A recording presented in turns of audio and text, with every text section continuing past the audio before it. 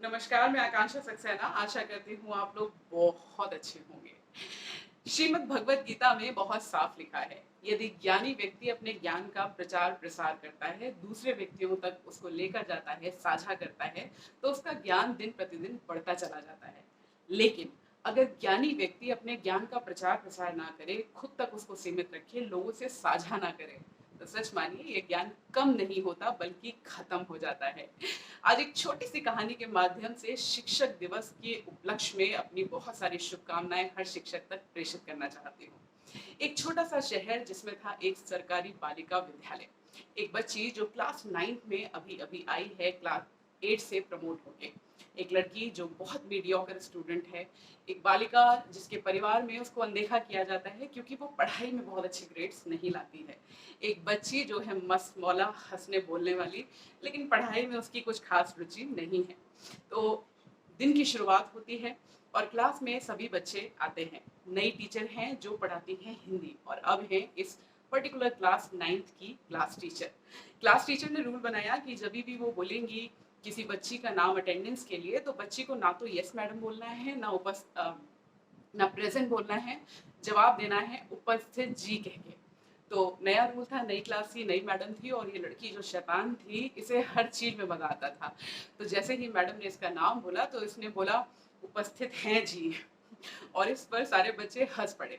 जब बच्चे हंस पड़े तो ये लड़की जो नटखट थी, शैतान थी, पढ़ाई में बहुत मन नहीं लगाती थी, एक मीडियोकर स्टूडेंट थी, केवल उतना पढ़ती थी जितना पढ़ के पास हो जाए, और अपनी सहेलियों के साथ बातें करने लगी।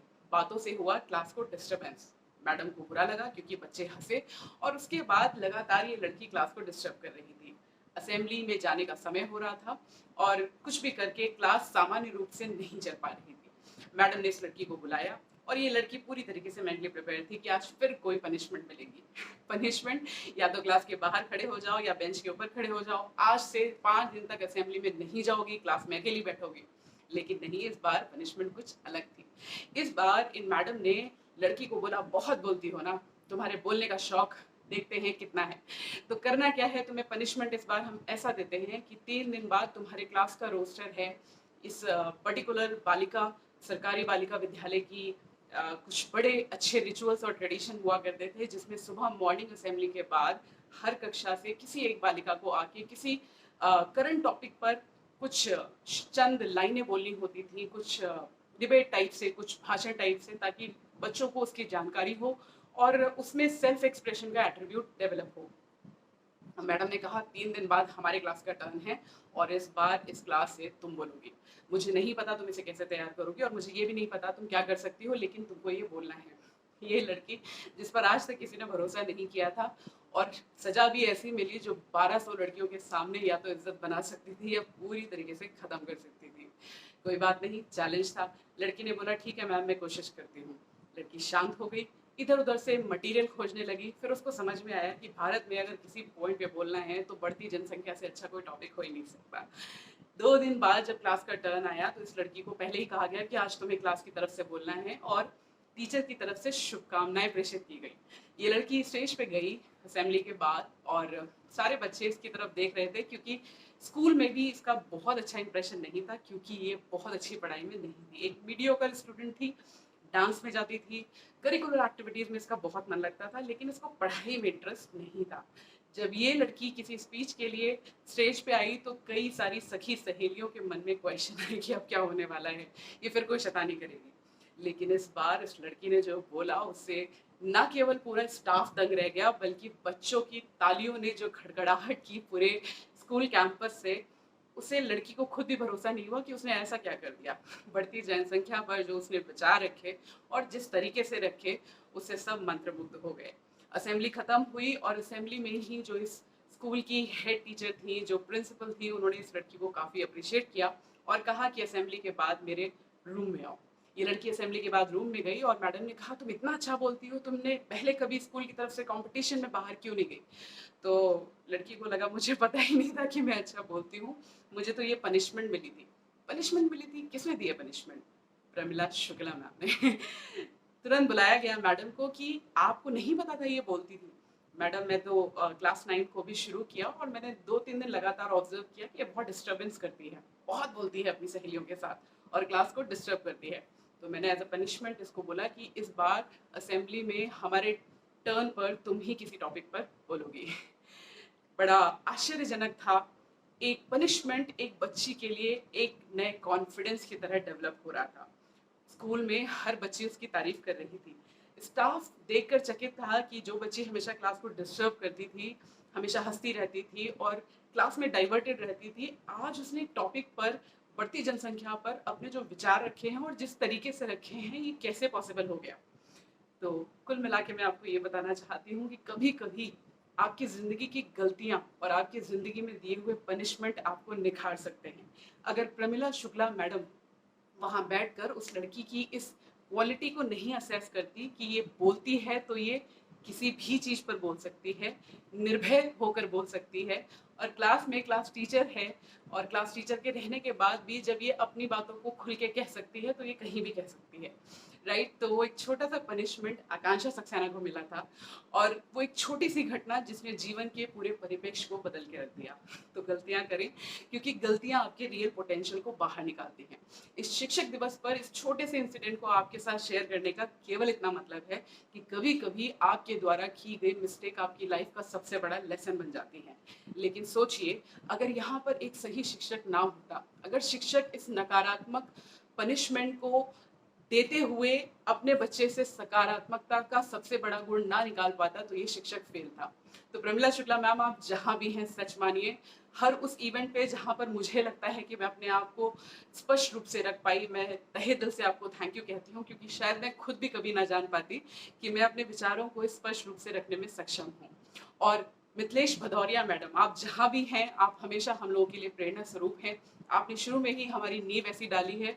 हम सरकारी विद्यालय में पढ़े हुए वो बच्चे हैं जो बहुत कम रिसोर्सेज में पढ़ते हैं, लेकिन सच मानिए आज जहाँ भी खड़े होते हैं गर्व से खड़े होते हैं, क्योंकि जो रिसोर्सेज हमें मिले उसमें हम बेस्ट बन पाए और हो सकता है आगे और भी प्रोग्रेस करें।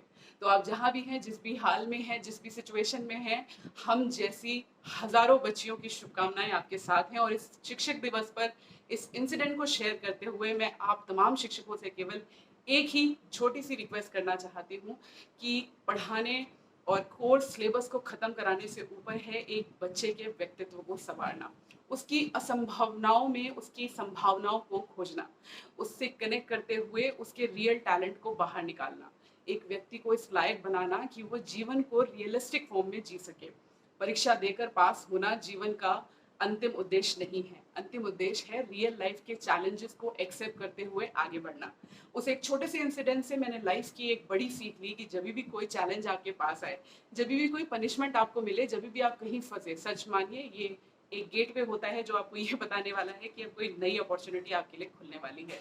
तो अपनी गलतियों से सीखें, पनिशमेंट से सीखें और एक अच्छे शिक्षक बनते हुए हर बच्चे का जो एक रियल टैलेंट है, जो एक इन्नेट क्वालिटी है, उसको ऑब्जर्व करें, उसको एक्सप्रेस करने में उसकी मदद करें, उसको वो अपॉर्चुनिटी दे जिसमें वो एक अच्छा व्यक्ति बन सके, अपने व्यक्तित्व का निखार कर सके।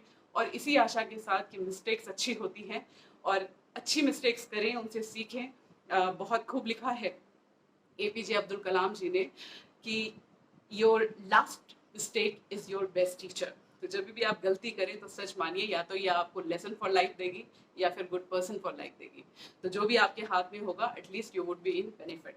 इन्हीं शुभकामनाओं के साथ उत्तर प्रदेश शिक्षा विभाग के वो सारे टीचर्स जो किसी ना किसी लेवल पे अपना संपूर्ण योगदान देते हुए किसी ना किसी बच्चे के जीवन में एक डिफरेंस क्रिएट कर रहे हैं, आप इन्फ्लुएंशियल हैं। आपका प्रभाव इस समाज, इस सृष्टि पर सबसे ज़्यादा है, क्योंकि माँ बाप जन्म देते हैं लेकिन वो बच्चा कहाँ पहुँचेगा ये मैं और आप डिसाइड करते हैं। क्योंकि हमारा एक इम्प्रेशन, हमारी एक सोच, हमारा एक लगाव बच्चे के पूरे सोचने के तरीके को कन्वर्ट कर देता है।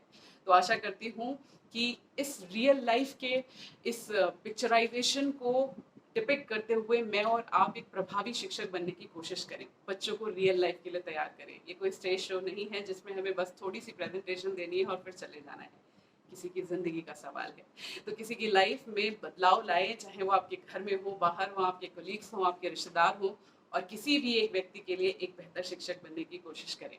आप सभी को मेरा प्रणाम। हर वो व्यक्ति जिसने मुझे मेरे जीवन में एक सीख दी है, पॉजिटिव या नेगेटिव, सच मानिए मैं दिल से आपके लिए कृतज्ञ हूँ। ईश्वर आपको लंबी उम्र दे और ऐसे ही आप हमें मौके देते रहें कि हम अपनी गलतियों से सीखें, हम हर चैलेंज में एक अपॉर्चुनिटी का निर्माण करें और साथ साथ चले, साथ साथ बढ़े। अगर आपको ये इंसिडेंट अच्छा लगा है और अगर आपको लगता है ये छोटा सा वीडियो किसी की सोच को परिवर्तित करने में मदद कर सकता है, तो प्लीज़ बिल्कुल ना झिझके और कमेंट बॉक्स में ज़रूर लिखिए that I proud to be a teacher.